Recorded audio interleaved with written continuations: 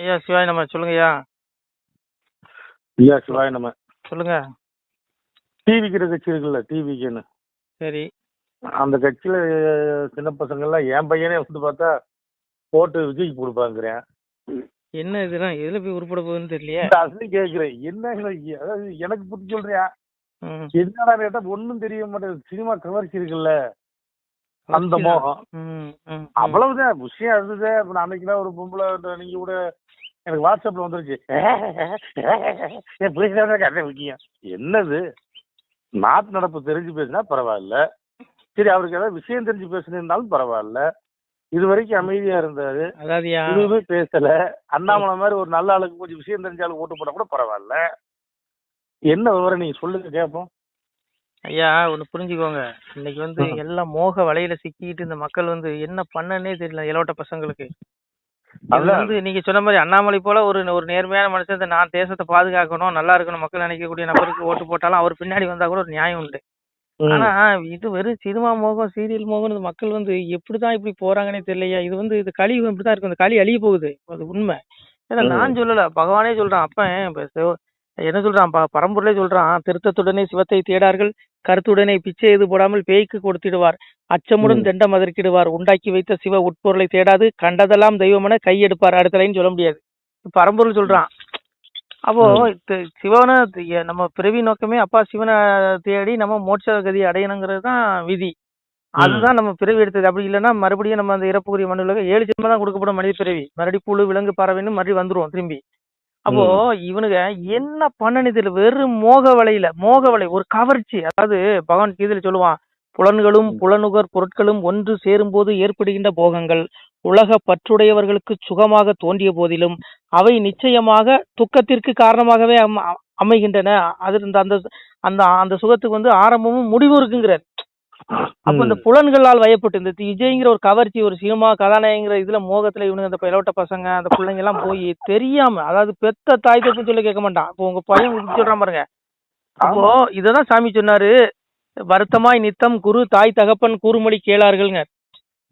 ஒரு குருவோட சொல்ல கேட்க மாட்டான், அப்பா அத்தம் சொல்ல கேட்க மாட்டான். சினிமாக்காரன் கட் அவுட்டுக்கு பாலாபிஷேகம் பண்ணுவான், அவன் ஒண்ணு சொன்னா அவனுக்காக, ஐயோ அதுதாங்க, அவனுக்காக என்ன வேணாலும் செய்வானுங்களாம். அந்த எல்லைக்கு போயிடுவானுங்க. இது ஒரு மோக வலை, இதுக்கு வந்து துன்பங்கிறான். இது முடிவில் அவங்களுக்கு நன்மை பயக்காது, இது நிச்சயம் துன்பத்தை பயக்கும். ஆனா அந்த இளைஞர்கள் கண்டிப்பா திருந்தணுங்க. இது மோக விளையில விளையவே கூட, மோகத்தை கொல்லணுங்கிறான். ஒரு மனுஷனுக்கு எதிரியே நம்முடைய மோகம் தான். காமம் கோபம் பேராசை 3 நரகத்தின் நுழைவாயிலுங்க பகவான். அப்ப இந்த 3 நுழைவாயில்கள் நம்ம கடக்கணும்னா நம்ம அந்த மோகத்தை கொல்லணும். இது வந்து அறியாமை கூட்டம், ஒரு உணர்ச்சி பொங்காத கூட்டத்துல மிதிப்பட்டு எத்தனை பேர் சாகுறான், எத்தனை பேர் மயக்கத்துல விழுறான். ஏன்டா இதெல்லாம் தேவையாடா? நீ செத்தனா என்ன விஜய் கண்ணீர் வடிப்பானா? விஜய் என்ன கண்ணீர் வடிக்க போறாரா சொல்லுங்க? விஜய் கண்ணில் ஒரு சொட்டு கண்ணீர் வராது. நீ கூட்டத்துல மிதிப்படி செத்தா உன் ஆத்தா அப்பா தான் கதற போறான், உன் தாய் தப்பன் தான் கதறுவான். விஜய் என்ன பண்ணுவாரு, இருங்க, விஜய் என்ன பண்ணுவாரு, ஒரு இரங்கல் அப்படியா இரங்கல் செய்து சொல்லிட்டு அவர் ஒதுங்கிடுவாரு. அவருக்கு தேவை என்ன, அவர் சிஎம் ஆனோ அவர் பொண்டாட்டி பிள்ளைங்களுக்கு சொத்து சேர்க்கணும் சம்பாதிக்கணும், இதுதானே அவர் நோக்கம். அவர் ஏழைகளுக்கு கொடுக்க போறாரா? இருங்கய்யா பேசணும். விஜய் ஏழைகளுக்கு கொடுக்க போறாரா? சொத்தெல்லாம் ஏழைகளுக்கு கொடுத்துருவாரா? இருங்க 2 நாளைக்கு மேலே மதுரை மாநாட்டுக்குன்னு போறேன். சோறு தின்னா திங்கலையா தண்ணி குடிச்சா என்னன்னு தெரியல. சரி, அவர் 1/2 மணி நேரம் பேசிட்டு போயிட்டாரு. அவர் 1/2 மணி நேரம் பேசுறதுக்கு ஏன் அவருக்கு பாருங்க, என்னைக்குமே எந்த கட்சியா இருக்கட்டுமே, அது எந்த பிஜேபியா கூட எடுத்துக்கோங்க, எந்த கட்சியிலும் தலைவன் வந்து எந்த கூட்டத்திலயும் மிதிப்பட மாட்டான், அடிப்பட மாட்டான், உதப்பட மாட்டான், சொண்டன் தான் மிதிப்படி சாவான். ஆனா இவனுக்கு அறிவு வேணுங்க. உனக்கு என்னடா, உனக்கு என்ன போச்சு புத்தி? உனக்கு உன் தாய் தோப்பனை விட உயர்ந்தவனா விஜய் சொல்லு? பெற்ற ஆத்தாப்பனோட உனக்கு உயர்ந்தவனா விஜய் சொல்லு? இவனுக்கு ஏங்க இதெல்லாம் மோக வலையில சிக்கி மிதி போட்டு உதப்பட கூட ஒரு நாள் திருந்துவானுங்க. இவனுக்கு எதுக்கு பிறந்தானே தெரியல, எதனால இந்த வாழ்க்கை வாழ்றோம்னு தெரியல. கொடுக்க மாட்டேங்கிறேன், 300 ரூபாய்க்கு டிக்கெட் போய் படம் பாக்குறேன். சரி அது கூட பிரச்சனை இல்லைங்க, படம் பார்த்துட்டு அது நேர போக்கு போறான், அதெல்லாம் நீங்க சொல்லக்கூடாது. இப்படி இந்த கூட்டத்துல மிதிப்பட்டு உதப்படணுமா? உனக்கு தேவையா? தலைவர்னா அவர் படம் என்ன சும்மா வாட்டுறாரா? அது சொல்லுங்க. அதனால ஒண்ணு புரிஞ்சுக்கோங்க, இது வந்து மோக வலை. நான் என்ன சொல்றேன், இவனுக்கு நல்லவனா தேர்ந்தெடுக்க மாட்டான். இப்ப அண்ணாமலை போன்ற நபர்கள் பின்னாடி வந்த புண்ணியம் உண்டு. சும்மா வந்து மோக ஒரு சினிமா சீரியல்னு என்னடா போங்க, அந்த உலகம் உருப்படாதுங்க. இப்படிதான் போவோம். சினிமா தேட்டருக்குள்ள தலைவா தேடிட்டு இருக்கேன், எப்படி வழங்க தலைவா? எவன்டா தலைவன்? உலகத்துக்கே தலைவன் ஈசனா. மயத்தேசன பிரகிருதியும் சோயத சராசரம் கேது நாணை கவிதை ஜெகத்தி பறித்துங்க. அந்த இந்த உலகமானது தலைவனான என் கண்காணிப்பிலே இயங்குகிறது, அனைத்தையும் படைக்கிறதுங்க சிவபெருமா. தலைவன் யாருங்க? சிவன் தாங்க தலைவர், எவனும் தலைவன் கிடையாது. ஆனா இவனுங்களுக்கு அறிவு இருக்கா அறிவு இல்லையானே தெரியல. எவன் வேணாலாமோ தலைவன், அவங்க அப்பன தலைவன் சொல்லு, ஒரு நியாயம். அப்பனை தலைவன் சொல்ல மாட்டான். ரோட்ல போறான் எவனோ பெத்தவனோ அப்ப தலைவங்க. ஏன்டா அவன், நான் என்ன கேக்குறேன், அவன் சம்பாதிச்சு அவன் பொண்டாட்டி பிள்ளைய காப்பாத்து அவன் போறான். உங்களுக்கு என்னடா பண்ண போறான்? எவனும் எந்த சிந்தனையும் இல்லைங்க. விஜய் வந்து நாளைக்கு சிஎம் ஆயிட்டாருன்னா யாருக்கு செய்வாரு? அவருக்கு குழந்தைங்க இருக்குது, அவர் மனைவி இருக்கா, அதுக்கு தான் இப்ப இது பண்ணுவாரு. தொண்டர்கள் எனக்கு ஒரு 5000 கோடி சொத்து வந்துருச்சுப்பா, சரி ஒரு ஒரு 3000 கோடி நான் தொண்டர்களுக்காக கொடுக்குறேன், இலவசமா வந்து வாங்கிக்கோன்னு கொடுப்பாரா? ஆனா என்ன இவனுக்கு என்ன புரிஞ்சுக்கங்க, இன்னும் இந்த மாய வலையை விட்டு இந்த மனிதர்கள் இன்னும் விலக மாட்டேங்கிறான். அதனால இது அழிஞ்சுதான் தீரும். பிறப்புக்கு, அதாவது பிறப்பின் நோக்கம் என்னன்னே தெரியாது, தெரியாம அழையும் போது நம்ம என்னங்க பண்ண முடியும்? பிறப்பின் நோக்கமே அப்பாவை தேடணும், அப்பாவை தேடணும் மோட்சம். சிவபெருமான சொன்னீங்க, நீங்க வேற நடிகரை தேடிட்டு இருக்கேன். அதனால இவனுக்கு வந்து எதையுமே அதெல்லாம் விட்டுருங்க. அதை கூட சொன்னாலும் புத்தி வராதுங்க, சொன்னா பிரச்சனை ஆகி போயிரும். அதான் ஒரு குரங்கு போய் ஒரு மரத்தடியில மழை பெஞ்சுதான், குரங்கு போய் ஒரு மரத்தடியில மரத்து மேல போய் உட்காந்துருக்குதான், மரத்து மேல தூக்கணாங்குருவி கூடு இருந்துதான். தூக்கணாங்குருவி வாய் மூடிட்டு கம்முன்னு இருக்க வேண்டியதானே, போய் வானரமே நீ சும்மா தானே வெட்டியா ஊரை சுத்துற, என்ன மாதிரி ஒரு கூடு கட்டி வச்சா மழை காலத்துல இப்படி நிலையாமல் இருக்கலாமான்னு சொல்லிச்சான். குரங்கு என்ன பண்ணுவோம், உடனே கோவத்துல அந்த தூக்கணாங்குருவி கூட பிச்சு எரிஞ்சிருச்சான். அதுபோல ஞானமயமான கருத்துக்களை எல்லாத்துக்கும் சொல்லக்கூடாது, சொன்னா பிரச்சனையாயிரும். அதான் சொன்னா, அதாவது வானரம் மலைத்தனியில் நிலைய தூக்கணம் தானொரு நெறி சொல்ல தாண்டி பித்திட்டது, ஞானமும் கல்வியும் நவீன நூல்களும் ஈனருக்கு குறைத்திடில் இடறதாகுமேங்க, சொல்லையும் கூடாது உபதேசத்தை.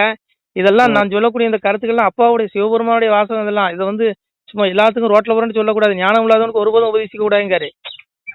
ஏன்னா அவருடைய திருவாசகத்தை சாமி சிவபெருமானே சொல்றான். அப்பா என்ன சொல்றான் பாருங்க, தினமொரு நேரமேந்தன் திருமொழி அதனை கேட்டால் பனி வெள்ளம் போலே பாவம் பறந்திடும் நிசமே சொன்னோம், கனிமொழி சோதிவாக்கும் கையெழுத்து ஆதி நோக்கும் துணிவுடன் கேட்டோர் உற்றோர் தொலைத்தனர் பிரிவுதானேங்கிறான். என்னுடைய திருவாசகத்தை நீ காலில் கேட்டாலே உன்னுடைய பாவங்கள் எல்லாம் மன்னிக்கப்பட்டு உனக்கு மோட்சம் கிடைக்குங்கடாங்கிறான். அதான் சாமி சொல்றாரு, வாசிக்க கேட்டு மகிழ்ந்திருந்த அன்பருக்கு பூசித்து நின்ற பூரணங்கள் மன்னிக்கு. நீ வந்து உனக்கு வாசிக்க நேரில் விட்டுரு, காதுல கேட்டாலே உனக்கு எல்லா பூரணங்களும் பரிபூர்ணம் கிடைக்கும், பூமியில எல்லா செலவும் கிடைக்குங்களா. இதுக்கெல்லாம் ஞானம் இல்லாத கூட்டங்க, இவங்களுக்கு புத்தியும் சொல்லக்கூடாது. தயவுசெய்து விட்டுருங்க, இந்த மாதிரி கேள்வியெல்லாம் தயவுசெய்து நீ கேட்காதீங்க ஐயா, கஷ்டமா இருக்கு. ஏன்னா அது வந்து கசப்பா தெரியும், இது வந்து அவருடைய அது தூசிக்கப்படும் சாமியோட வார்த்தைகள். அதனால நம்ம இதெல்லாம் வேண்டாம், விட்டுருங்க, அரசியலே வேண்டாம். அதனால நான் என்ன சொல்றேன், நல்லவனுக்கு காலம் இல்லை, நல்லவன் முன்னாடி ஒருத்தனை வரமாட்டான், ஏன்னா களி புரியுதா உங்களுக்கு. அண்ணாமலை பண்ணி நேர்மையான அவரையும் 1008 குற்றச்சாட்டை சொல்லி அவரை உரம் கட்டுறதுக்கு, அவர் பேரை கெடுக்கிறதுக்கு பாக்குறான் பாருங்க, செவனே இருந்த மனுஷனை. இதெல்லாம் இங்க பாருங்க இப்படிதான் இருக்கும் கலிக்கும். இங்க வந்து அயோக்கியனுக்கு தான் ரொம்ப காலம். ஏன்னா ஆனா அவனுக்கு இறுதி அவனுக்கு மோசமா இருக்கும். அயோக்கியனுக்கு நல்லவன் கஷ்டப்படுவான், ஆனா அவனுக்கு மோட்சம் கிடைச்சிடும், அதுல எந்த மாற்றம் இல்ல. அது வரைக்கும் புலம்பிதான் ஆகணும். சரி, அதனால விஜயை பாக்காதீங்க, எந்த நடிகனையும் பாக்காதீங்க, உங்க அப்பா அம்மா பேச்ச கேளுங்க. இதுதான் என்னுடைய கருத்து.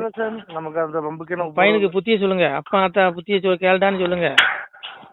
அவன் எனக்கு சொல்றியா ஓட்டு போட உருப்படாது, இது களி அப்படிதான் இருக்கும். அததான் சாமி சொன்னா, அது என்ன அடப்பமிட தாயை ஆளாக்கி வைத்துடுவான், குடை பிடிக்க பிதாவை கொண்டிடுவான் வேலை எதுனாரு களியில பகவானே சொல்றான். அவன் அந்த காலத்துல அப்ப மகன் வேலை செய்வான், அப்ப உட்காந்துருப்பான். இப்ப அப்படி இல்ல, அப்ப வேலை செய்யறான், மகன் கால் மேல கால் போட்டு உட்காந்துருக்கான். இதான் களி. அப்ப அடப்பமிடை தாயை ஆளாக்கி வைத்திடுவான். தாயை வந்து ஒரு வீட்டுல வந்து வீட்டு வேலைக்கு பயன்படுத்துவாங்களா, அந்த மாதிரி ஆக்கிடுவான். அந்த மாதிரி மோசமான காலம் களி நடக்கா இல்லையா? நடக்குது இல்ல. அதனால இது இந்த காலம் அப்படிதான் இருக்கும். இங்க எவனுக்கும் புத்தி சொல்ல முடியாது. அப்பனுக்கும் புத்தி, மகனுக்கு புத்தி சொன்னா மகன் அறுவலத்திக்கிறான். அந்த மாதிரி எல்லாம் மோசமான யுகமா இருக்கு. அப்பனை மகன் கொள்றான், மகன் அப்பன் கொள்றான், எல்லாம் தலையிலாகி போச்சியா. சாமியார் தான் சொன்னாரு, குட்டி அழித்திடுவாள் கொள்ளுவார் கொண்டவனை மட்டியவர் தாயை மகன் கொள்ளுவாங்க. தாய் ஒரு வார்த்தை திருப்பி பேசிட்டா தாயை மகன் கொண்டு போட்டுறான். எவ்வளவு செய்தி வருது இன்னைக்கு. உண்மைதான், மோசமான காலங்க. எவனுக்குமே புத்தி சொல்ல முடியாது. பெத்த பிள்ளைலாம் நீங்க புத்திலாம் சொல்லிட்டு இருக்க முடியாது, சொல்லாதீங்க, அது வம்பு. நான் சொல்லல, பகவான் சொல்றான், குட்டி அழித்திடுவாள் கொள்ளுவார் கொண்டவனை தட்டி ஒரு மாயை தகன் கொள்ளுவாங்க. அதாவது குட்டி அழித்திடுவான்னா பெத்த பிள்ளைய தேவையில்லாத கள்ள காதலுக்காக குழந்தைய கொள்ளுவான்னு பகவான் அன்னைக்கே சொல்லிட்டான். கலியுகத்து ஆரம்பத்திலே சொல்லிட்டான், தொடக்கத்திலேயே கலியுகத்துல நடக்கும்னு. இந்த பிரியாணி அபிராமி எடுத்துக்கோங்க, எத்தனை சம்பவம் நடந்திருக்கு. பிரியாணி அபிராமி மட்டும் இல்ல, நிறைய கள்ளக்காரனுக்காக குழந்தைய கொள்ற கும்பல் இருக்குங்க. எல்லாத்தையும் எல்லா தாய்மார்களும் சொல்லல, ஒன்று ரெண்டு இந்த மாதிரி கும்பல் இருக்கும்னு சொல்லியிருக்கான் பகவான். நமக்கு தெரிஞ்சு. அதே போல மட்டியவர் தாயை மகன் கொள்வான். தாய் ஒரு வார்த்தை திருப்பி பேசா தாயை கொண்டு போட்டுருவான் மகன்காரன். அவ்வளவு மோசமான காலங்க கலிகாலம். இதுல எவனுக்குமே புத்தி சொல்லக்கூடாது. தயவு செய்து புத்தி எல்லாம் சொல்லாதீங்க, சிவனேன்னு ஒதுங்கிருங்க ஐயா. இதுக்கு வம்பு. நமசிவாய போன வைங்க. நமசிவாய. சிவாய நம. திருச்சிட்டம்பலம், தில்லையம்பலம், பொன்னம்பலம். சிவாய நம. உறவுகளே, சிவ அன்பர்களே, தற்போது தாங்கள் இந்த வீடியோவில் பார்க்கக்கூடிய இடத்துல ஒரு சிவாலய திருப்பணி ஒன்று நடந்து கொண்டிருக்கிறது. இந்த இடத்துல பார்த்தீங்கன்னா முன்பு ஒரு காலத்தில் வந்து ஒரு சிவாலயம் இருந்திருக்குது. அதாவது இந்த ஏரியா வந்து இப்போ வந்து ஒரு தென்னை மரங்கள் பனை மரங்கள் சூழ்ந்த காடாக இருக்கிறது. முன்பு ஒரு காலத்தில் இங்கே ஒரு ஊர் இருந்ததாக சொல்கிறாங்க. ஆனால் இப்போது சுற்று வட்டாரத்தில் 5 கிலோமீட்டர் சுற்றுலாவில் ஊரே கிடையாது, காடு. இப்போ இந்த இடத்துல ஒரு சிவாலயம் வந்து அமையிருக்கிறது. இந்த சிவாலயத்தில் வந்து இருந்த அந்த சாமியுடைய திருமேனியை வந்து எடுத்து வச்சிட்டோம். திருப்பணி முடிஞ்சதுக்கப்புறம் பிரதிஷ்டை பண்ண இருக்கிற உறவுகளே, தற்போது இந்த வீடியோ பார்க்கக்கூடிய உறவுகள் தங்களால் முடிந்தால் ஒரு சின்ன உதவி செஞ்சு கொடுங்க. எங்கள் இடத்துல பொருளாதாரம் இல்லை, அதனால் பார்த்திங்கன்னா அந்த வேலையெல்லாம் அப்படியே நின்று போச்சு. பாருங்கள், இந்த அப்படியே பாதியிலே நிற்கிது இந்த சிவாலய திருப்பணி வந்து. பக்த கோடிகள், அன்பு உள்ளங்கள், தயவுசெய்து நீங்கள் உதவி செய்ய விருப்பமுள்ள உறவுகள் உதவுங்க.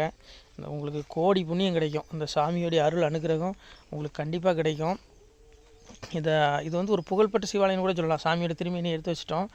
இந்த இடத்துல பார்த்திங்கன்னா ஒரு வாசி தண்டம் இருக்குது. அந்த காலத்தில் ஒரு முனிவர் யாரோ தவம் செஞ்சுருக்காங்க. அவங்களுடைய வாசி தண்டம் அவர் திருக்கரங்களால் எழுதின ஓலைச்சுவடி கூட இன்றும் இருக்குது, இன்னும் பாதுகாக்கப்பட்டு வருது. அது கோயில் திருப்பணி முடிஞ்சதுமே அதையும் நாங்கள் அந்த வழிபாட்டுக்கு வச்சுடுவோம். இந்த சிவாலய திருப்பணி வந்து சாமி திருநாமம் வந்து முக்தீஸ்வரர் அப்படிங்கிற திருநாமத்தில் வழங்குறாரு. நெல்லை மாவட்டம் நாங்குநேரி தாலுகாவில் இந்த சிவாலயம் அமைய இருக்கிறது. உறவுகளே, இந்த வீடியோ பார்க்கக்கூடியவங்க ஒரு 2 பேருக்காவது கொஞ்சம் ஷேர் பண்ணுங்கள். இந்த வீடியோ பார்க்கக்கூடிய யாராவது ஒரு சின்ன உதவி செஞ்சால் இந்த ஆலய திருப்பணி வந்து கண்டிப்பாக நாங்கள் வெற்றிகரமாக முடிச்சுடுவோம். பாருங்கள், அந்த வேலை எல்லாமே அப்படியே நிற்கிது. கல்லெல்லாம் இறக்கி போட்டிருக்கோம். இன்னும் நிறைய கற்கள் தேவைப்படுது. சுவாமியோடைய அந்த திருக்கோபுரம் பார்த்திங்கன்னா லிங்க வடிவிலே அமைக்க இருக்கிறோம். உதவுங்கள் உறவுகளே. உங்களுக்கு அப்பா சிவபெருமானுடைய அருள் நிச்சயம் கிடைக்கும்.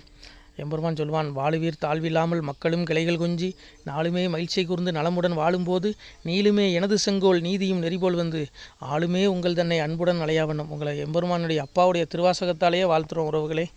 ஆணுடன் பெண்ணும் பெற்று அதிகமாய் செல்வமாகி தானுடன் நினைவுமுற்று தர்மமும் நெறியும் கற்று வேணும் நீள் காலமெல்லாம் வெள்ளியர் உடனே வாழ்ந்து போனுதல் கமலநாதன் பொற்பதம் பெற்று வாழ்வீர்.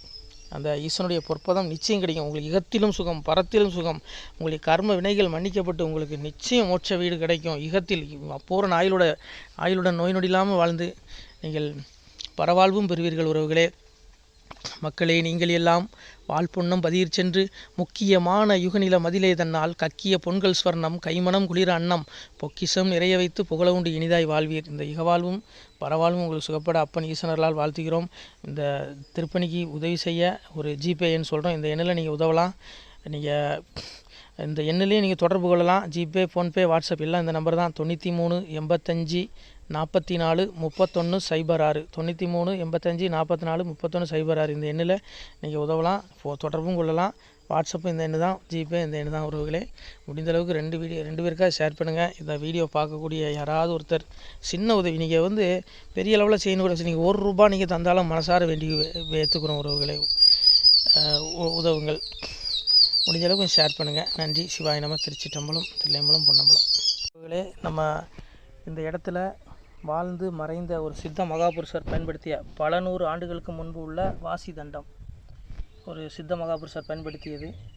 அவர் திருக்கரங்களால் எழுதிய அந்த ஓலைச்சுவடி கூட பாருங்கள், இன்னும் பாதுகாக்கப்பட்டு வருது. இந்த சிவாலயம், நம்முடைய அந்த சிவாலய திருப்பணி முடிந்ததுமே எம்பெருமான் அவர் எழுதிய அந்த சிவனை பற்றி புகழ்ந்து எழுதிய அந்த பாடல் வரிகள் இதில் இருக்குது. இந்த வாசி தண்டம் அவர் பிரதிஷ்டை செய்த அந்த லிங்க திருமேனியையும் இந்த இடத்துல நாம் இந்த ஆலயம் கட்டி நாம் பிரதிஷ்டை செய்திருக்கிறோம். அனைவரும் இந்த ஆலய பிரதிஷ்டைக்கு கண்டிப்பாக வரணும். முடிஞ்ச அளவுக்கு வீடியோ பார்க்குறவங்க உதவி பண்ணுங்கள் உறவுகளே. பொருளாதாரம் இல்லாமல் திருப்பணி நின்று போச்சு. முடிஞ்ச அளவுக்கு ஷேர் பண்ணுங்கள், உதவுங்க. நன்றி. நம சிவாய. திருச்சிற்றம்பலம், தில்லையம்பலம், பொன்னம்பலம். இந்த புண்ணிய பலன் தங்களுக்கு உடான கூடிய வரும் உறவுகளே. நம சிவாய்.